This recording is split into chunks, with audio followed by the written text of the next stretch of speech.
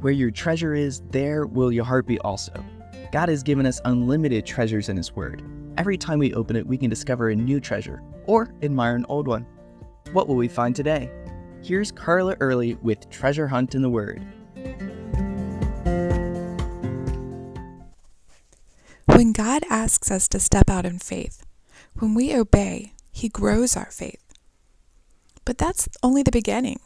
He teaches us and leads us through all sorts of things. Then He leads us to a crisis, which is a test to see what we've learned. Now, these tests are not for God to see what we've learned, because He already knows our hearts, but they're for us to see what we've learned, and to see how much more we need to learn. These tests aren't temptations to evil, but opportunities to depend on God and realize how much we need Him, so we will draw closer to Him and live in His presence under His provision. In a crisis, we have to make a deliberate decision. Do I trust God or my own logic and skills? Yeah, you've been tested, so you understand how this works, don't you? So in Genesis 12, God called Abram to follow Him into the unknown, which he did. But then the test comes in verse 10. Now there was a famine in the land, and Abram went down to Egypt to dwell there, for the famine was severe in the land.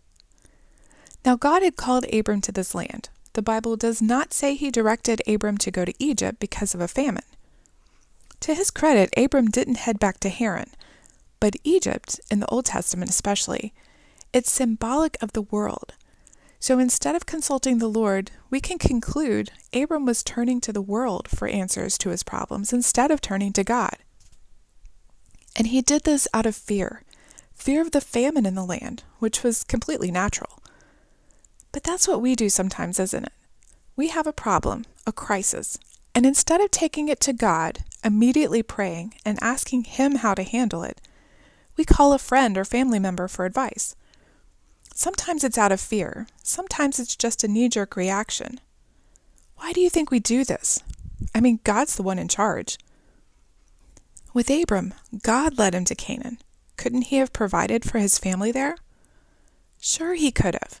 But Abram automatically packed up and headed to Egypt, where he heard that they had good food and grazing. That was the logical thing to do. But God's logic isn't the same as our logic.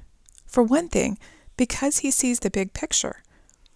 But Abram didn't ask God. He just decided what he thought was best for his family and went with it. However, we see all through the Bible what happens when people do what seems right to them instead of depending on the Lord and following Him. The problem is, when we let fear lead us instead of faith, things pretty much never turn out the way we think they will. The truth about who God is and what He has promised is more real than what we fear. I'm going to say that again because it just hit me. The truth about who God is and what He has promised is more real than what we fear.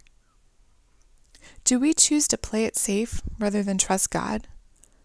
How can reminding ourselves of God's character and promises help us turn to Him first instead of our own logic or the world's solutions?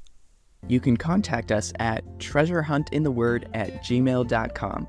We'd love to hear the treasures God has given you through His Word.